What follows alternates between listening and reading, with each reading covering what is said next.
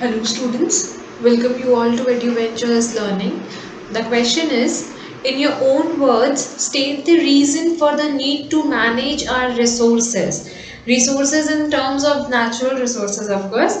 तो ये question जो है वो हमारा environment chapter से है, the environment जो कि standard 10 के NCERT books में है. In your own words, state the reason. Reasons बताने हैं हमें कि हमें क्यों ज़रूरी है कि हम अपने नेचुरल रिसोर्सेज को बहुत मैनेज करके बहुत अच्छे से कंजर्व करके यूज में लें. So here are the reasons why we need to manage our resources. क्यों ज़रूरी है उसके कुछ रीजंस हमने यहाँ पे पुट आउट किए हैं.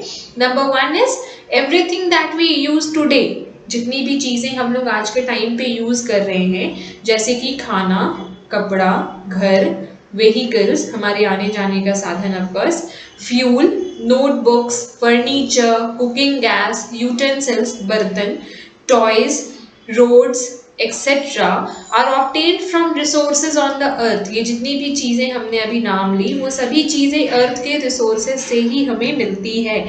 फूड हमें ऑफकोर्स प्लांट से मिलती है या फिर एनिमल से मिलती है. क्लोथ्स हमें ऑफकोर्स प्लांट से मिलती हैं, वो जूट हो, कॉटन हो, लिनन हो, हर तरह के जो कपड़े हैं वो हमें एनिमल से या फिर प्लांट से ही मिलते हैं.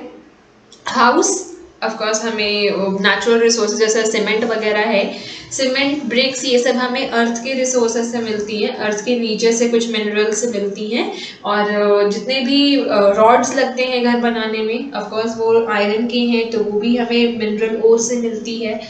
और भी बहुत सारी चीज़ें हैं जैसे कि वाटर है, ठीक है, ये सारी हमें रिसोर्सेज ऑन अर्थ से ही मिलती है. व्हीकल्स, फ्यूल, ऑफकोर्स फ्यूल जो है हमारा एक फॉसिल है जो कि काफ़ी टाइम लगता है जिसको क्रिएट होने में, और वो भी हमें अर्थ से ही मिलती है, रिसोर्सेज है हमारी.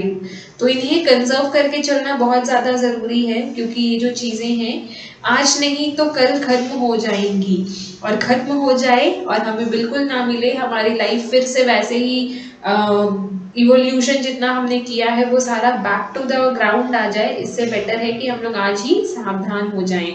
The next is a significant portion of the energy which we use today. जितनी एनर्जी हम लोग आज यूज कर रहे हैं आज के डेट में is obtain from the non renewable resources. वो सब नॉन रिन्यूएबल रिसोर्सेज से है, जैसे कि इलेक्ट्रिसिटी नॉन रिन्यूएबल है, ठीक है. देन हाइड्रो इलेक्ट्रिसिटी हम लोग यूज़ करते हैं, सोलर इलेक्ट्रिसिटी तो रिन्यूएबल है, वो कोई प्रॉब्लम नहीं है. This implies that once they are used up, इसका मतलब जो भी एनर्जी हम लोग यूज़ कर रहे हैं नॉन रिन्यूएबल है, इसका मतलब है कि एक बार उनका यूज़ हो जाने के बाद वो फिर से रिप्लेनिश नहीं किए जा सकते, फिर से ऑब्टेन नहीं किए जा सकते. आप एक बार इलेक्ट्रिसिटी को यूज़ कर लेते हो तो उसको आप दोबारा से हासिल नहीं कर सकते. जो एक बार यूज़ में आ गया वो वहाँ पे फिर खत्म हो गया, उसको दोबारा से रिप्लेनिश नहीं किया जा सकता. The most important source of non renewable energy used extensively is called fossil fuel.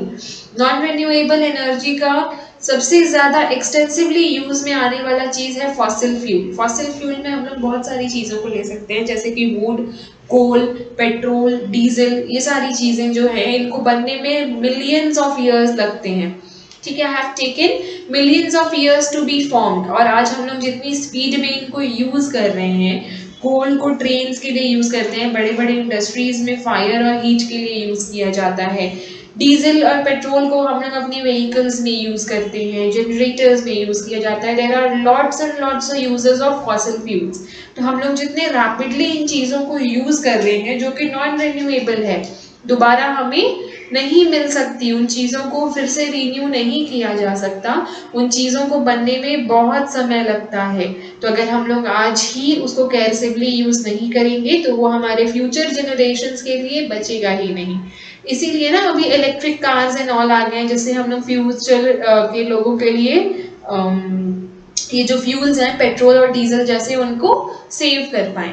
इसीलिए इलेक्ट्रिसिटी कार्स आ गए हैं, इलेक्ट्रिक चार्ज वाले एंड ऑल. ऐसी बहुत सारी और भी न्यू न्यू इन्वेंशंस आई हैं जो हमारे साइंटिस्ट ने बहुत ज़्यादा रिसर्चेस एंड ऑल किए हैं और हमारे लिए उनको दिए हैं ताकि हम लोग कुछ बेटर उससे कंज्यूम कर पाएँ और फॉसिल फ्यूल्स को सेव कर पाएँ. The next is managing the resources would not only ensure its rational use, चीज़ों को मैनेज करके चलना ये इंश्योर करता है कि उनका रैशनल यूज़ हो। रैशनल यूज़ का मतलब उतनी ही यूज़ में ली जाए जितनी ज़रूरत है, बर्बाद ना किया जाए। Use but also put a limit to the degradation. जो मैनेजमेंट है नेचुरल रिसोर्सेज की, वो ये तो इंश्योर करती ही है कि चीज़ों का रैशनल यूज़ हो, साथ ही साथ एक लिमिट भी तय कर देती है उनके डिग्रेडेशन का। It is causing to the environment, जो वो एनवायरनमेंट पे कॉज कर रही है। जैसे सपोज हमने ऊपर फॉसिल फ्यूल की बात की थी, अगर हम लोग फॉसिल फ्यूल की ही बात करें तो आप जब कोल जलाते हो, बर्न करते हो, डीजल जलाते हो, पेट्रोल जलाते हो, तो उससे एमिट होने वाली जो गैसेस हैं वो हमारे एनवायरनमेंट के लिए बहुत ही ज़्यादा बुरी हैं। For example, the uses of resources in different forms generate a lot of waste which is being disposed of into the water bodies. साथ ही साथ इनसे इन चीज़ों को जिस भी चीज़ के लिए यूज़ में लिया जाता है उससे निकलने वाली जितनी भी वेस्ट प्रोडक्ट्स हैं वो सब पानी में छोड़ दी जाती है। बड़े बड़े वाटर बॉडीज में, तालाब हो, रिवर्स हो, ओशियंस हो, उसमें छोड़ दी जाती है। This in turn is polluting the reverse, जो कि रिवर्स को बहुत ही ज़्यादा गंदा कर रहे हैं, और लेक्स को भी। Limiting uses will also reduce waste generation and pollution. इनका लिमिटेड यूज करना, कम यूज करना, ना तो केवल उनको बचा के रखेगा बट ये भी इंश्योर करेगा कि जो water pollution, air pollution and all हो रही है उन सब में भी थोड़ी सी कंट्रोल आ जाए, लिमिटेड हो जाए। Thank you.